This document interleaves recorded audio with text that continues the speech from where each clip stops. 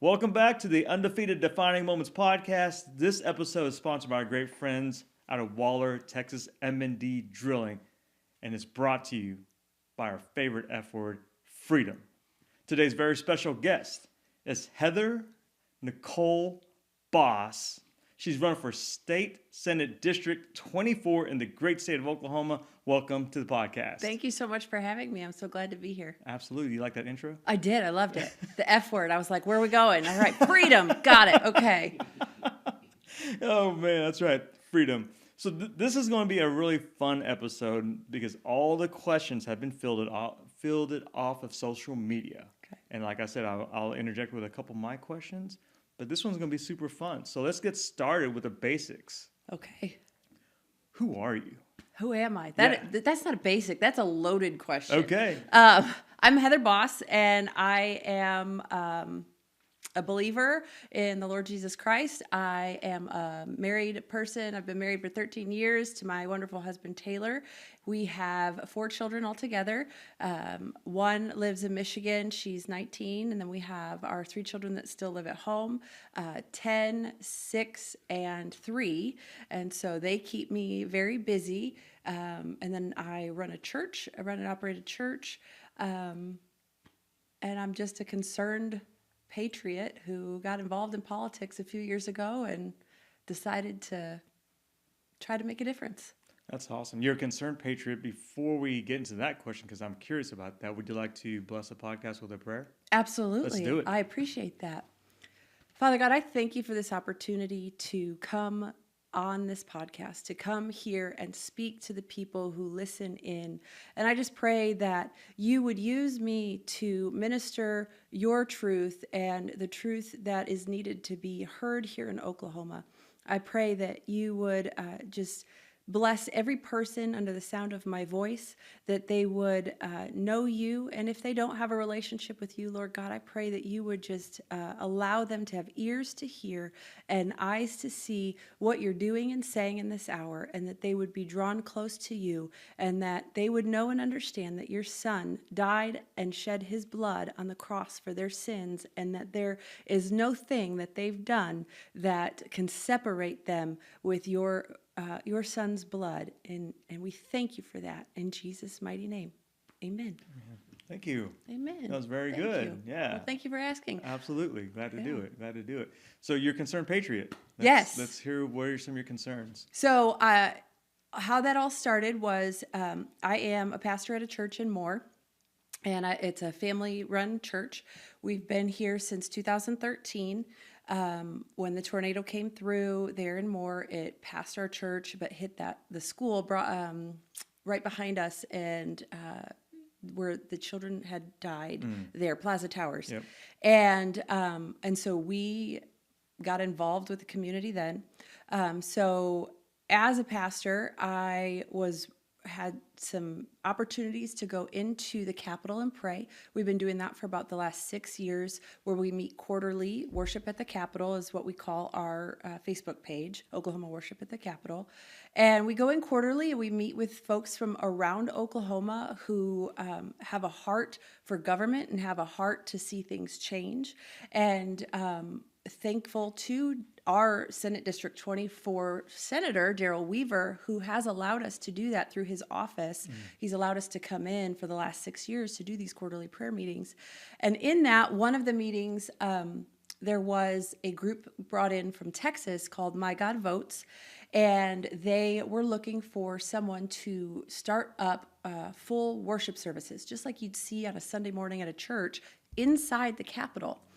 And I sat there listening to this, and I'm like, okay, God, no.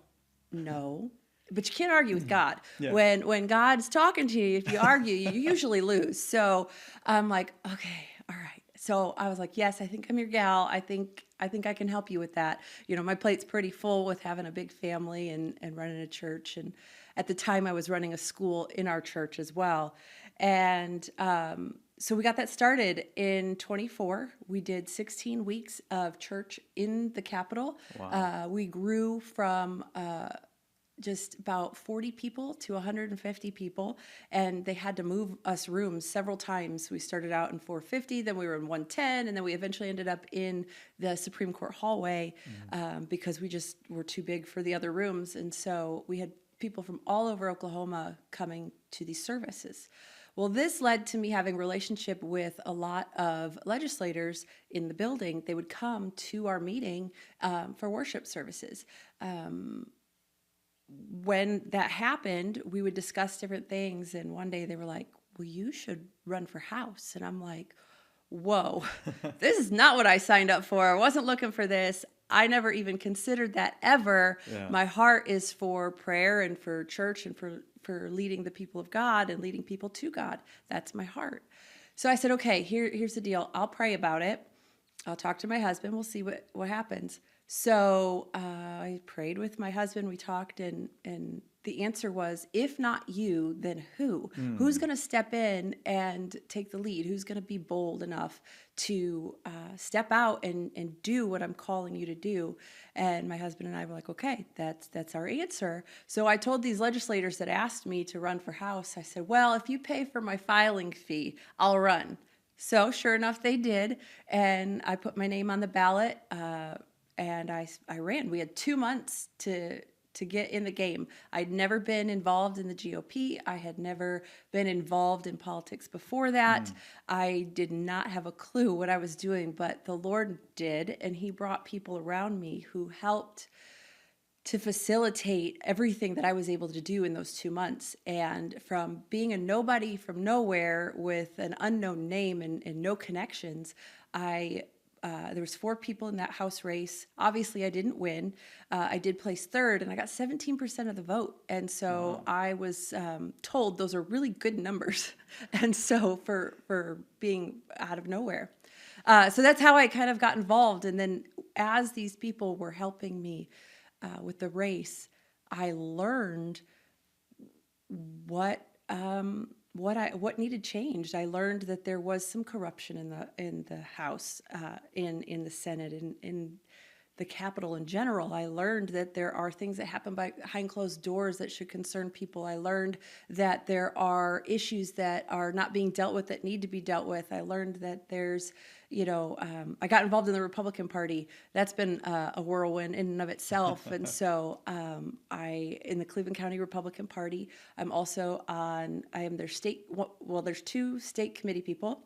I'm one of them for Cleveland County. And then in that, I also got to know some folks at the Oklahoma State Republican Party, and they asked me to be on the executive committee. So I'm on the state executive committee for the Republican Party as well. Yes, so it keeps me busy. Told you, I don't need to add one more thing to my plate. People are always like, well, why do you want to run? It's not because I'm looking for another title or because I'm absolutely bored, because that's not true at all.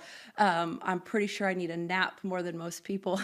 But so I got involved. I stayed involved, and so I've been able to see things from a different perspective. And so I just want to go out there and be the voice of the people who aren't heard, the people who feel like they're not heard, and be their voice. Yeah. You mentioned the word corruption with a capital C to me, and we'll get back to that. But I want to ask you, how do you manage and balance your life with your kids, your relationship with God, your relationship with your husband, and now you're running to represent all these constituents in District 24? Absolutely. It's a balancing act. It really is. It's a balancing act, but God always comes first, and I always have to make time for him. When I'm getting ready for my day, I've got the Bible playing in the background, your Bible app, or I've got worship music on, and I'm always setting aside time to be deliberate, to pray and to seek his face and ask him to guide and lead my steps for the day and what it is he has for me to do and where to go and what to say and how to say it so that I can be his voice as well for and to the people. And then after that, it's my husband, and we have to make sure we set aside time. We just went to the Rascal Flatts concert this past weekend. I love Rascal Flatts, and one of their songs was one of our wedding songs. And so we got to do that. So it's intentional time, being very intentional, and same with the children, making sure that we set aside time to be intentional with them, because the time becomes so limited when I have been asked to come to speaking engagements and different events, and just having to door knock, things like that. You just have to be very intentional with your time. Yeah. Yeah. How's door knocking? I mean, do you just knock on people's doors randomly and introduce who you Oh, are? yeah. No, there's a list. There's a list. So most candidates know you go out, you get your list, and you call it your knocking list, and you go from precinct to precinct, and you just let people know. And it's a cold knock. You knock and you say, hey, this is who I am, and this is what I'm doing. Please vote for me. Yeah. And you answer their questions. And that's where you really get to know the people, because they get to tell you what their concerns are. You get to ask them, well, what are you concerned about? What bothers you? What changes would you like to see? What's working? What's not working? And that's really where you really get to know your constituents, is right there at the doorstep. Mm-hmm. Wow. Have you ever been invited into their living room and sit down and talk to them? Yes, Okay. and I've only done it once, and it's a big no-no, because one, you've got a lot of time that you've got to keep going. Sure. But two, you don't actually know what you're walking into. Right. So, Yeah. but I will say that I always exercise my Second Amendment right, and I'm never alone. So I do feel a little better that way. But Yeah. people are really kind, and especially when it's hot out, Yeah. they give water. They make sure that you're doing okay. Snacks, like especially the older folks, are like, here, sweetie, you want? It's real sweet. So it's always a good time. Yeah. Well, you look fit, so you probably don't eat a lot of sweets. Oh gosh, I eat sweets like Do you? crazy. I do. I think I'd be more fit if I ate less sweets. Candy is my vice. So if you just want to make me smile, I'll take chocolate any day. Okay. Yes. Sounds like my wife. Yeah, and I bake too. So I can't not eat what I'm baking. Otherwise, it'd be terrible. Yeah. Yeah, you got to make sure it tastes good. Yeah. You talk about the Second Amendment. What's your favorite gun to shoot? Well, so the one that I carry is my Taurus 9mm. Okay. And that's what I always have on me. And so that's my personal favorite. Now, I will shoot whatever my husband throws in my arms when we're out at target practice. Nice. And so there's shotguns. I don't know the names of guns, the pretty ones. I shoot the pretty ones. That's it. As long as they shoot, they work, they're pretty. Yeah. I'll shoot it. Yeah. Yeah, just using it to defend yourself Exactly. and the family, whoever, right? Exactly. Yeah. I like it. Yeah. So let's go back to that C word, corruption. Mm-hmm. Now, when you talk about corruption, you witness corruption, you heard about corruption. What kind of corruption is there? There's a lot of avenues we could go down, paths that we could walk down with that. That is a really, really loaded question. Okay. But the one that we'll touch on, yesterday I spoke at the Capitol about rules, and the rules in the Senate not being heard or followed, or well, I guess they're followed, but not so much in favor of the people. So the rules are that the Senate pro tem and the House Speaker can appoint these bills on where they go, what committee they're heard in. And from there, they also appoint the committee chairs. And so from there, those chairs can decide whether they want to hear a bill or not. And a lot of times, unfortunately, bills are heard whether they based on whether they like the person or not. Okay. And so sometimes you're going to get a really good bill that the people want, not heard in committee, because the chair personally doesn't like the person of the bill. And so that is some of the corruption that we're talking about, and it goes deep. Like it's unfair to the people. So a lot of the districts across Oklahoma, their voices are being silenced because the committee chair refuses to hear a bill that the people want to hear, and that their senator or House rep went and put forward for their district. Okay, so less objectivity and more is a subjectivity, that because I like you or don't like you. Exactly. Exactly. And that's unfortunate. Then we're just playing high school games, and it's a popularity contest, and it's unfair. So Oh man. I think that's one thing that I would want to help reform and change when That's I'm elected. awesome. Yeah. Yeah, make it more objective and more transparent. Absolutely. That way every voice, every district, every person actually feels like they're what they feel and are trying to share with people is being heard. Yeah. Yeah. Yeah. What do you do when you're not campaigning. When I'm not campaigning. Yeah. What does that mean? No. I'm always campaigning. Like I said, this weekend we went to the Rascal Flatts concert, and that was awesome. But if I'm not out speaking to the people at the doors or at a political event, I'm either at church or a school event for my kids. Laundry. There's lots of laundry with that many people in the house. Basic mom stuff. Okay. Yeah. I like it. Who do you surround yourself with? What kind of team? Campaign managers, and how do you pick and choose? Absolutely. That is something that boils down again to somebody's morals and values. So when I ran the first time and this time, I chose not to have a consultant because I had heard there's a lot of corruption there as well. And so we don't need to get into all those details, but I was like, you know what? I'm trying to be the voice of the people. I don't want anyone changing how I think, how I feel, what I'm trying to say, and make me lean into one direction versus another just because it sounds good at the time. I'm going to be who I am no matter what, whether somebody likes it or not. If this is what the Constitution says, if this is what the Bible says, then that's what I'm saying. And so I just don't want to feel like my voice is being changed. So I don't have a consultant, but I do this time around have a campaign manager. She's helping me with things as well. And my husband and I manage a lot of the campaign ourselves.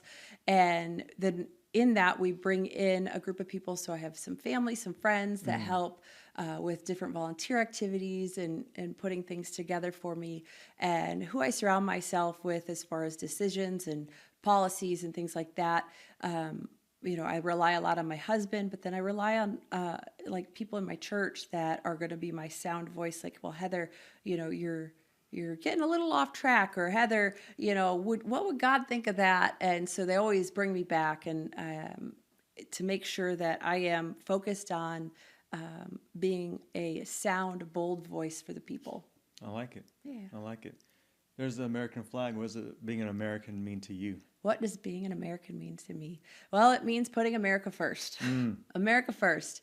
It means freedom. It means being able to express who you are and having the right to do that without fear of retaliation. So that's freedom. I mean, coming into America, a lot of people have had the American dream, have had, my grandparents came in from Poland and from Germany, and so they moved over here during World War II just to have the American dream. Yeah. And so they've built a life here, and we've built a life, since they've been here. My grandmother actually just moved to Oklahoma, and so she's living here now with us because we're not originally from here. I'm a Yankee, but I'm an Okie now. Yeah. I've been here long enough. We've been here since 13. I'm an Okie, and I have 3 little Okie kids. So Okie, full bred Okie now. I honestly don't know. I look back and I'm like, I lived in Chicago, I lived in New York, and I lived in Michigan. Like, wow. Thank Jesus I live in Oklahoma now. So yeah, being an American just means loving people, loving freedom, and letting people, even if they say the stupidest things, that we let them say it anyways. Freedom. Yeah. Yeah, I love it. So the whole being free to say and express that, and I feel like a lot of conservatives do that and do it respectfully. Mm-hmm. Unfortunately, though, I feel like that quote unquote cancel culture cancels them out for whatever reason. Mm-hmm. And I feel like it gets misinterpreted, whether it's through news or an article. And it's unfortunate because people have lost jobs and social status because of that, or net worth. Yeah. Because of the whole cancel culture. Yeah, absolutely. Cancel culture is awful. I think that the media does a lot of injustice. Yeah. The fake news media does a lot of injustice. Not what you're doing. This is real news media. Yeah. They do an injustice to people because it's dividing and divisive. And I think that if we sat down and had true conversations with the other side, that we would see that we actually agree on more things than people are led to believe. I think we all, want the basics: life, liberty, and property rights. Those are the basics. Yeah. Why do you think the news media or journalists or I guess, why do they try to be so divisive? I think that they get more ratings. Mm, Really, honestly, I mean, I think that it's all about popularity. Again, popularity. It's who can get more ratings. Okay, our ratings are down. Well, what kind of craziness can we concoct, or how can we spin this story to make people watch our channel versus that channel? I got you. Yeah. So I'm going to ask our producer, Neutron, here, what can we do to boost this podcast up? Do we need to just go out with fake news or go crazy or what? No, stay relevant. Stay relevant. Hot, man. No, we stay relevant. We stay true to who we are because Yes. we fully believe in the show and we definitely believe in the guests. So, Yes. yeah. So your campaign website lays out several platforms. Beyond what we're going to talk about today, what are two or maybe one or two, maybe three key issues you're running on that you really want the voters to know about? Key issues. There are a lot.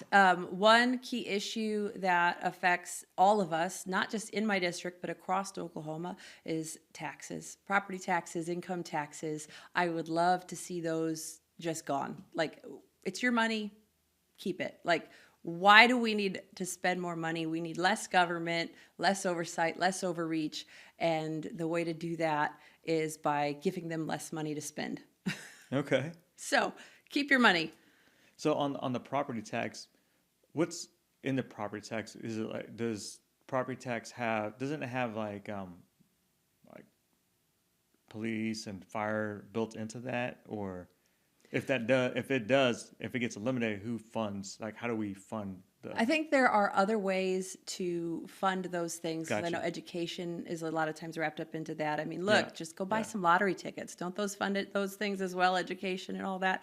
If we give you your property taxes back, you'll have plenty of money to go buy lottery tickets, and then we'll all just be lucky and win one day. Yeah. There are other ways out there, and as I get more involved and as I get into the legislature, there are going to be ways that I'm able to look at the spending and the budget and be able to decipher and discern how we can allocate different funding to that. But I think that Oklahomans and Americans are hurting right now, and I think that this would be something that would increase our economy overall. Okay. Yeah. I got you. So when you get into office and you're elected and you win, what are maybe one or two key things that you feel like you can do to have your people on the left side agree with you? Because more than likely you'll probably have the majority of the right agree with you, but how do you get the left to agree? I am willing to sit down and talk, and so they need to be willing to sit down and talk. And I think that we used to live in a day and age long before social media where things are now blown out of proportion. And again, that divisiveness. I think that we used to live. I remember growing up in high school, you could talk to somebody who didn't think like you and have a conversation that didn't lead to a screaming match. Yeah. And you could have these conversations and come to a middle ground and a meeting ground. There are things that I won't budge on because that is where my morals and values stand, and you can't budge me on that because that's how God created me and what I believe in. But then there are things that, yes, we can work to get some neutral ground. Let's each give a little. It's like a marriage relationship. Gotcha. You got to give a little, take a little, compromise, without compromising who you are and what you stand for. Yeah.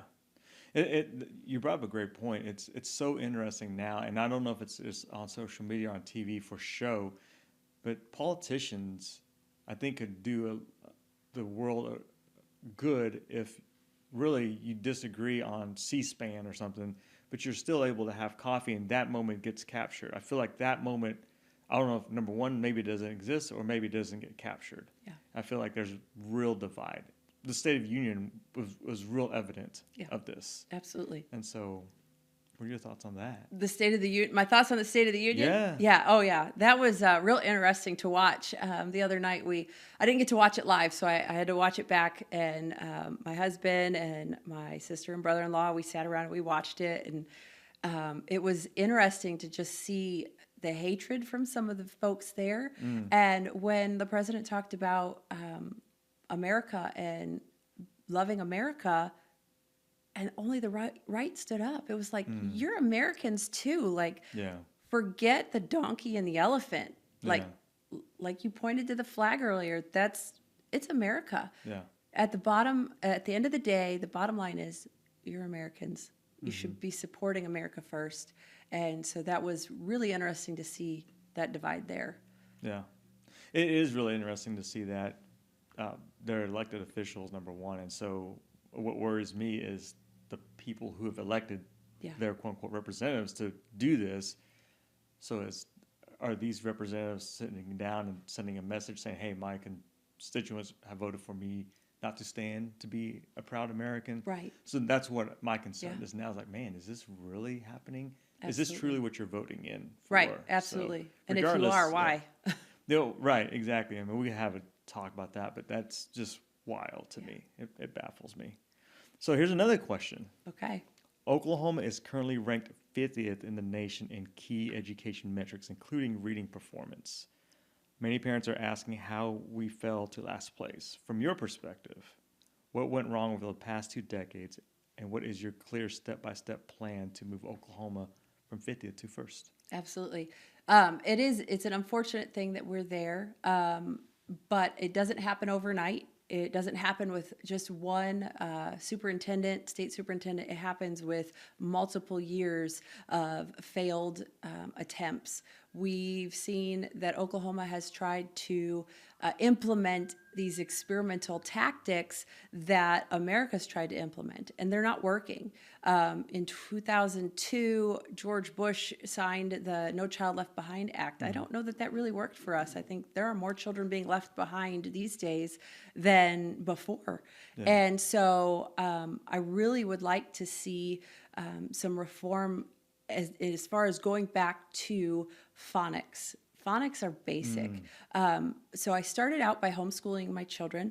I've kind of been all over the place as far as education because I support the parent's right to choose and the parent's authority in the child's life.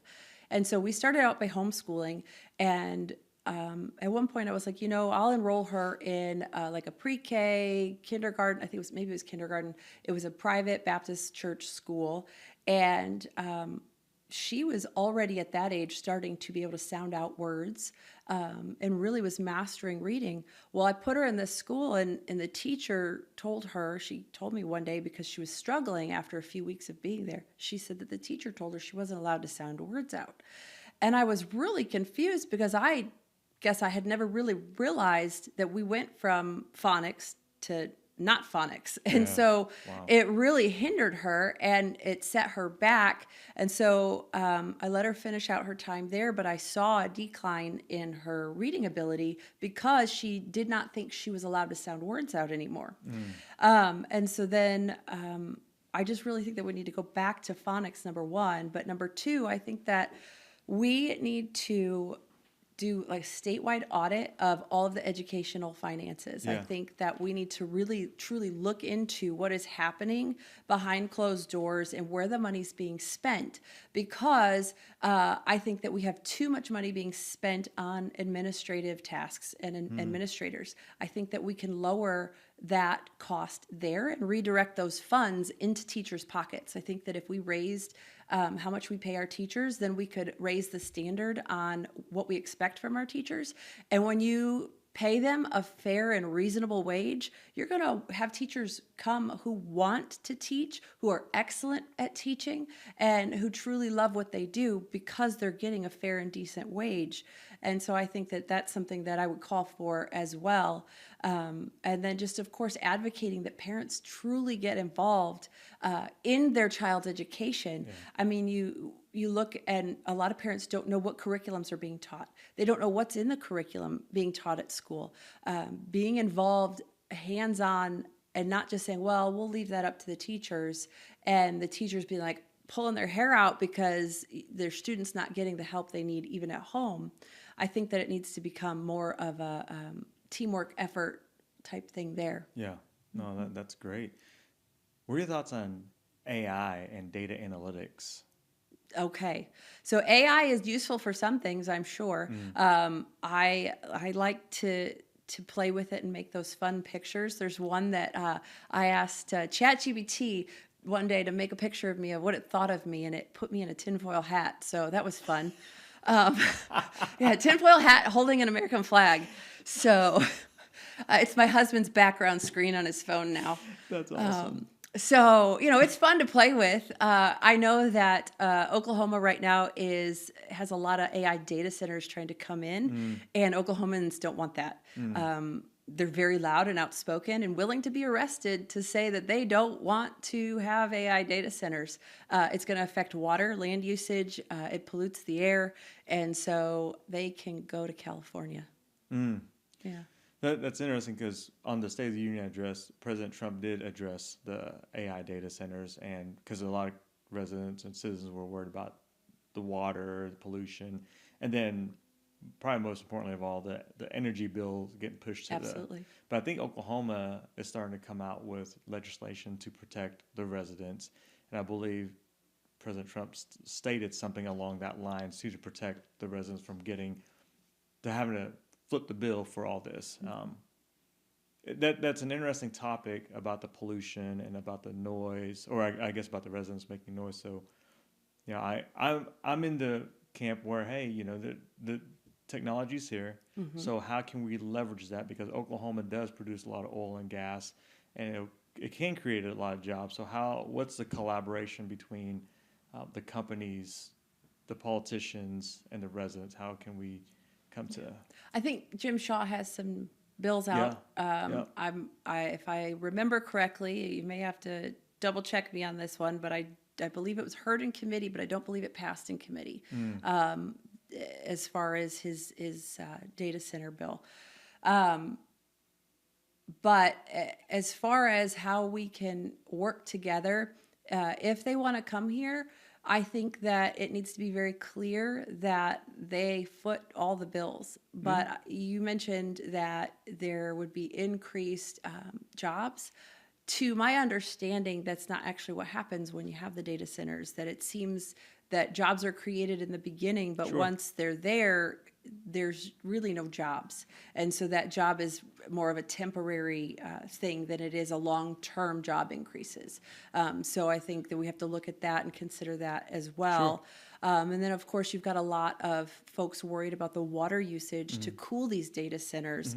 And so you've got folks who are worried that we already have water drought issues here in Oklahoma. Why would we want to strain our resources that we can't easily replace even more? So for me, I think that there would have to be a lot of rules, regulations, laws put in place if that was something that the residents wanted to have come to Oklahoma and in their districts. But from different city meetings that I've been at and watched, it doesn't seem that a lot of Oklahomans are in favor of bringing them here to Oklahoma. Yeah, that's interesting. Are there any data centers that are in particular may come to District 24 that you're aware of? Not that I'm aware of. Okay. That doesn't mean that it's not in the works somewhere. A lot of this stuff is talked about behind the scenes. I got you. And a lot of places and people in cities are told to sign NDAs. And so they are not able to speak about it until it's too late for the residents to speak up. Oh, okay. So, I mean, that could fall on the borderline of manipulation, if you will. Absolutely. Right? So, and more corruption. And, well, I was going to say the C word. The C corruption. word. Yeah. And when, on the jobs part, what I should allude to is what I'm saying is it's probably more tech jobs, more like the engineering, data engineering type of analytics jobs that might open up for where the STEM education could really be empowered by a data center or things like that are driven by AI. So, but anyways, that's great. I appreciate that answer. I love it. And I do think that you're right. More of these probably should be open, and let's be transparent so that way we get more information and more data so that way the residents are fully aware and not just fully aware after the fact. Absolutely. Right? Absolutely. Yeah, I think that's fair. That's awesome. Okay. This is a question. I'm curious to hear your answer. With everything coming out surrounding the Epstein files and the growing public outrage over elite predators escaping accountability, Many Americans feel the justice system protects criminals more than children. If elected, what specific action would you take in Oklahoma to send an unmistakable message to child predators? The unmistakable message is, you're going to like this. Um, so, first of all, I believe that we need to protect children. Absolutely, 100%. And the way that we do that is, I'm for the death penalty, and that's great and all if we can prove that somebody needs and deserves to die based on the action that they took. But when you attack a child and you sexually assault, you abuse, you malicious rape, all these things cause fear in a child. Children are innocent. They don't know any better. They trust because that's what's in them.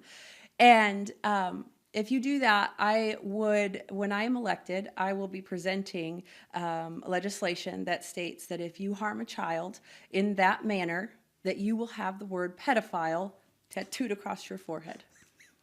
Yeah, absolutely. Pedophile. Look, if they can come to the Cleveland County Republican Party and write pedophile on our board, and if you can go to a gas station and scribble pedophile on the pump, let's just put it on your forehead. Then everybody knows you're a pedophile.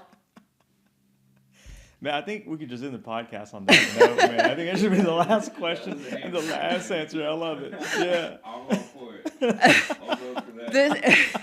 That is how you're going to keep these people from offending. This is how you're going to keep these people from getting around your children, lying and abusing more and more children. And pedophile, that's legislation that I will be introducing. Okay. So when you vote for me is a vote for getting pedophiles off the streets. I love it. Yeah. That's awesome. Hey, if they're going to make a child endure the pain and suffer that their whole life, that trauma, they should be able to wear the shame the rest of their life. Okay. Yeah. Like that. What was that? The Scarlet Letter? Yes, Yeah. Exactly. It's going to make pedophiles not want to come to Oklahoma. We'll keep Oklahoma safe. That's right. Keep Oklahoma safe and keep Oklahoma awesome. Well, here's another P word for you. Okay. You made it clear you want to abolish abortion entirely in Oklahoma. Mm-hmm. So you're not just pro-life. What does that mean in practical terms? So pro-life, I've always been against abortion my whole life. And a few years ago when I ran for House, I was taught the distinct difference between pro-life and abolition, which I didn't realize I was an abolitionist at the time. I just didn't know there was a word for it.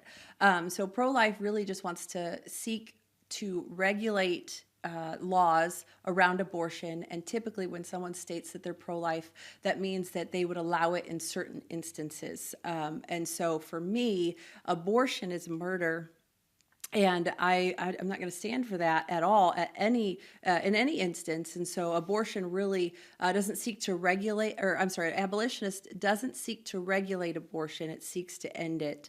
And that goes for any stage, because life begins at conception. It begins at the moment of fertilization. And so that life, no matter what stage it's at, deserves equal protection. Wow. Yeah. That's good. Mm-hmm. Yeah. That's to the point. It is. It's straight and to the point. End abortion, and don't no ifs, ands, or buts about it. I don't play around here. We're gonna have the pedophiles written on their forehead, and we're gonna end abortion. Look, I got some plans, some goals, and we're gonna get it done. I love it. Yeah. Yeah. I feel like so many people dance around that topic, and you just nailed it on the head. Yeah, they absolutely do. I've spoken to a few of my opponents. And they don't have the strong opinion as far as abortion as I do. When you nail it on the head, it's a murder, and we need to end it. Equal rights for all people. And so, I won't waver on that. That's one that I won't waver on. Wow, that's really good. I'm really glad that you won't waver on that. There's so many people that do go back and forth. Well, this, well, that, and Yeah, and it's unfortunate. And if you think about a child in the womb, it's the most innocent. Children in general, like I said earlier, are innocent, and they are trusting, right? Well, if you think about the child in the womb, that's the most innocent you can ever be, ever. You're vulnerable, and to just go in and to take a life, it's it is unfortunate, and so many people wouldn't do that if we just changed the law. It would shift the culture. There would be a culture change. Yeah. And I think that's where we're at. And you can look at Oklahoma over the past, the abolition bills that have been presented, we've been gaining momentum. This year, the abolition bill, HB 3038, did not pass. It wasn't even allowed a committee hearing. See, we go back to this corruption thing, right?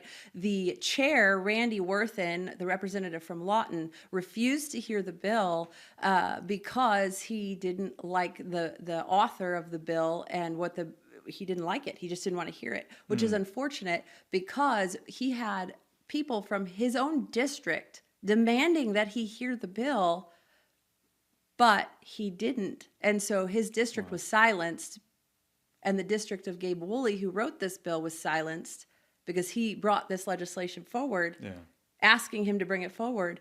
And then you had 24 co-authors in addition to Gabe Woolley across Oklahoma, and a bill wasn't heard because the committee chair refused to hear it. Wow. We could have ended abortion this year. Oh, it could have been done. Yeah. But they chose not to hear the bill. And so now they've got to wait till the boss is in office to do it. I love it. Heather Nicole Boss, welcome to the show. The big show.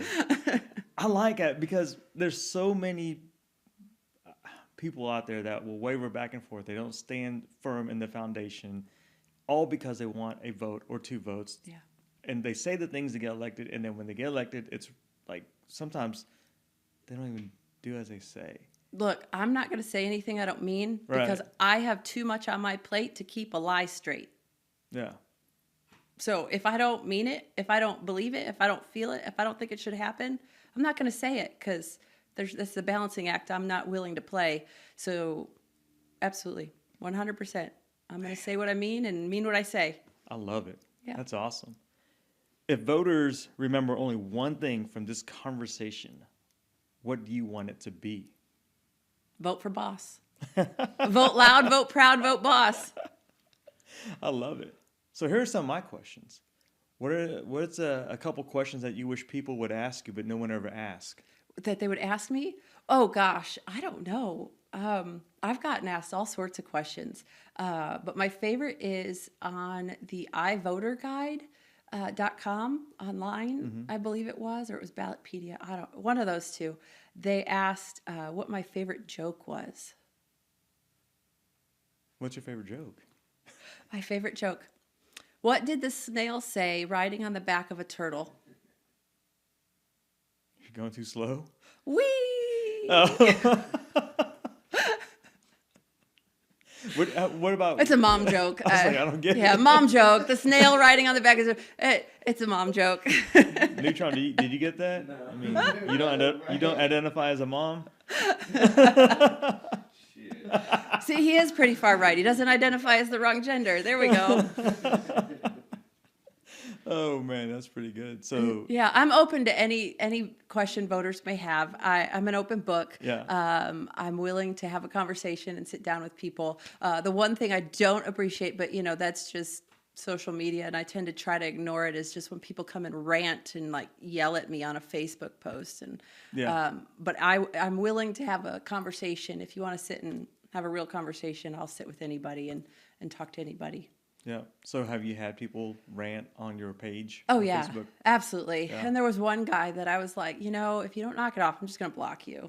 And he was like, just went off, and I ended up blocking him. I don't block everybody, but I'm not there. I don't have all day to sit there and defend myself and defend the issue online. So if you want to have a real conversation, I'll sit down and have coffee with you and have a conversation. Yeah.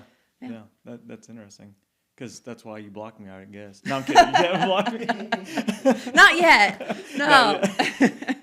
I give some fair warning beforehand. Yeah. Well, I'm not very confrontational on social media. I just post. I'm like you. I post what I believe in. Yep. And I will not remove my post or delete my post because I offended you and I hurt your feelings. Exactly. I'm sorry. I have some tissues, though, if you need them. Like, I'll pass out tissues. Yeah, forget all the other like buttons and stuff. Let's pass out Vote Boss tissues. There we go. I like that. Yeah. Do you have those tissues? I should get some made up. Like after this, maybe we need to do that. Hey, if you want me in office, donate today and we'll get you some Vote Boss tissues. Yeah. Who's running your campaign? So right now I have a girl named Marley. She's Okay. helping me out managing Okay. my campaign, and then my husband and I Okay. we're doing a majority of the lifting, and so it's a grassroots small campaign. I've got some other folks that help me out as well. Real small inner circle that people I can trust and that have shown their loyalty and strength over years of knowing them, and so I keep it small so that I can keep focused. Yeah. Do you have any Vote Boss swag? Yeah, I've got buttons and Okay. I make my shirts. See, so we try to keep it, again, grassroots. So I'm not taking PAC or lobbyist money only from the people. And so I have a machine and I make my own shirts. So I have shirts if people want them. It just takes me a minute because, all the other things I'm doing right now. Yeah. So it might take you a little bit to get the shirt, but I make the shirts. We've got buttons, all sorts of things. So happy to share those with you. Okay. I will buy a couple of shirts Okay. that says Vote Boss on it. Vote Boss, nice and I'll big. wear it in my Asian smoke show video when I do a smoke show. Yes. How about I that? love it. Thank you. And then I- I need to come taste it. I don't need to be in that show, but I need to taste it. You should be on the show. I'll make Okay. smoked tri-tip. It's beef. Okay. So I think We you'd love like that. tri-tip at our house. We Yeah. do. Yeah. Yeah, we love tri-tip. If you could meet, or let's just say this, if you could have coffee with 3 people, dead or alive, who would they be? Dead or alive? Wow. See, that's not a question somebody asks very often. But my first choice would be Jesus, of course. I'd like to sit down and have some coffee with him and have a conversation with him because he's dealt with on earth and in heaven some pretty intense things and probably things harder than we'll ever go through. And so just to hear what he has to say and to listen to his heart would be amazing. Yeah. Coffee. My grandparents live. My other set of grandparents, because I talked about my other set. My maternal grandparents live in Michigan still, and so I don't get to see or hear them very often. So getting to have coffee with them more often would be very nice to do. My grandma is one that I'll call if I need prayer or encouragement, and so she's my strength, and so I just would appreciate sitting down and having coffee with her. And a third person, oh gosh, let's see. That's a loaded question. I'm trying to think here. Dead or alive? I don't know. Probably any of the great people that have gone before me in the spiritual world. I'm a part of a denomination, the Churches of God General Conference, and we had a great leader that founded our denomination. It's 200 years old, and his name was John Weinbrenner, and he did some amazing things back then with tent revivals, and it would just be cool to sit down with him and hear how he did that. Yeah. Yeah. That's awesome. And he was an abolitionist for slavery, so I kind of take after him. So it'd Yeah. be cool to talk, see how he fought for that then, to relate it today. I love it. Yeah. If you were to write a book, what would be the name of your book? Oh, I've already thought about this. So it's in the works. Like, Okay. we'll get there. Like, Okay. one thing at a time. Again, I don't have enough on my plate. So, but the book name would be Bruised, Not Broken. Why is that? Because the scripture in Isaiah Okay. about a reed that is bent but not broken. And so how God has been with me through everything that I've walked through in life. And, things may knock you down, but I'm not knocked out. So, Love it. yeah, bruised, not broken.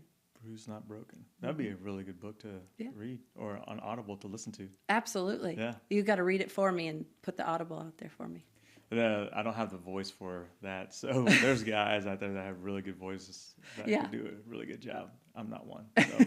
Let me see. I think this question is unique, and I haven't asked in a while, but I'm curious. When was the last time you challenged yourself with doing something you've never done before, What was the outcome and how did it feel?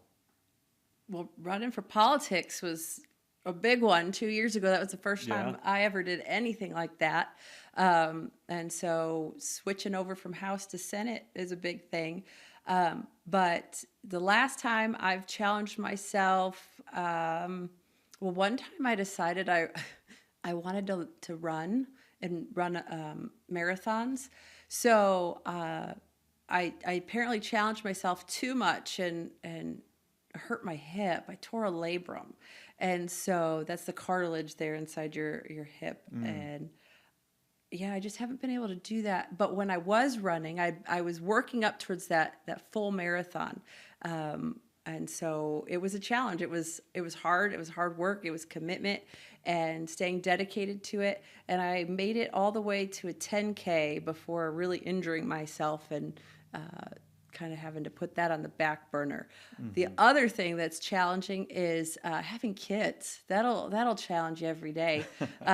It makes you really evaluate who you are and why you think and feel and do the things you do. Yeah. And so that challenges me every day to become a better person and try to improve who I am so that they can be better people too and make the world a better place. That's awesome. All your accomplishments, I feel like I just tore my confidence. So I don't know how I can recover from that because it's amazing. Oh, well, thank you. I appreciate that. To hear how you got to where you are today. I don't know many that could do what you have been able to do and are continuing to do up to this point. I feel like your future is really awesome. I can't wait to wear my Vote Boss shirt. I appreciate that. We'll get it for you right away. Top priority, fast order, everything else on hold. We'll get it for you. That's gonna be really, really good. If you were sitting in my chair, yes, what question you would ask yourself? What would I ask myself? Yeah. I would ask, why are you crazy enough to do this? Because sometimes you feel crazy. Like what drives you to do it? What makes you want to do this? What's the passion, the driving force behind this? Because there are days that are tough. There are days that are harder than others. And there's days that you feel discouraged. And much like David in the Bible, you have to be able to encourage yourself. You have to be able to encourage yourself in the Lord and seek his face. And the only person that can really, truly encourage you is God himself. And so you have to seek him.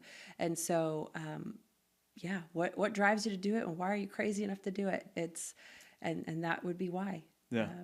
Because I trust the Lord. This is where he wants me. Now, I'll tell you, God told me to run, but I'm not going to say like others that God told me I'm going to win. Yeah. I don't know that, but I do know that I trust him, and where he brought me from 2 years ago to where he's brought me today, I'm going to keep walking this journey because I believe that this is where he's called me to be at this moment in time. That's awesome. What are you most proud of? What am I most proud? I'm most proud of my kids. Yeah, I'd be a mushy mom. Yeah. Most proud of my kids and my husband and the strength that he has to help me be able to do this. Because there's nights where, like last night, we were up just talking about, topics that could come up today and discussing, well, what should the signs look like? And he gets to see when I've had a really good day, and he gets to see a day when I come home and I'm defeated because the person at the door, and this is really few and far between, but there's people at the door that like get mad at you for knocking their door, even though they're registered Republican and they're involved. But that hurts because it's like, well, you have a nice day too, ma'am or sir. So he gets to see the good, bad, and the ugly. Yeah. And so I'm proud to be able to come home and even after his long days at work, that for him to hear my heart and to listen and to be that strength. Yeah, that's so good. Yeah. How do you want to be remembered? I want to be remembered as a person who had the bold strength and guts to say what needed to be said and do what needed to be done, no matter what, because the only person that I fear is God. I don't fear man. I don't fear any of that. I fear what God thinks of me, because when I die, I don't get to take you with me. I don't get to take the voters of District 24 with me. Yeah. I'm standing there, me and God only. And he's like, well, why'd you do this? Why didn't you do that? Why should I let you in? And I have to answer for my choices, my decisions, not anybody else. And so, yeah. I like that.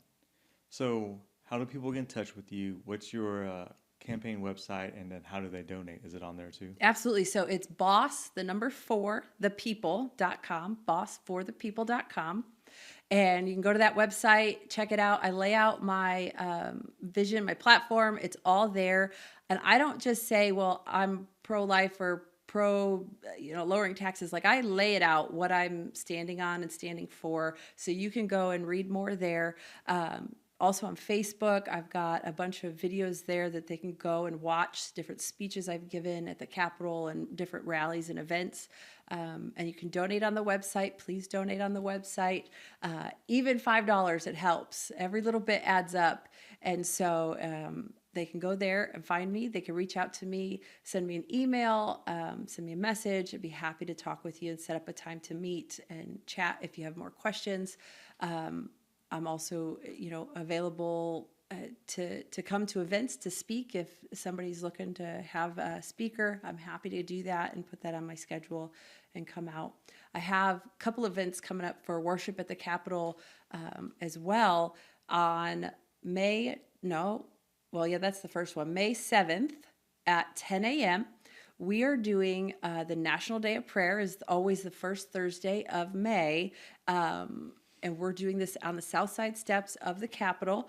We are working on having a color guard come out because we're celebrating the 200-year anniversary of America alongside the National Day of Prayer. So it's going to be a big event.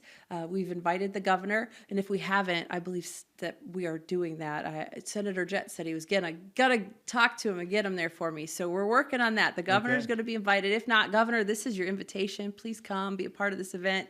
We're going to have the color guard there, worship and prayer, and we're going to be praying for Oklahoma and the leaders here in Oklahoma on May 7th at the Capitol.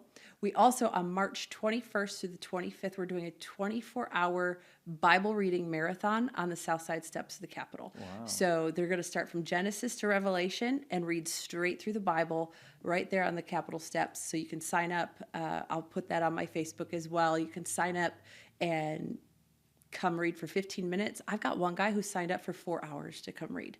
So you can read as long as you'd like, but they're in 15-minute increments, but we're going to read the whole Bible. That's amazing. Yeah. So, Wow. Yeah. That's powerful. And we do that every year.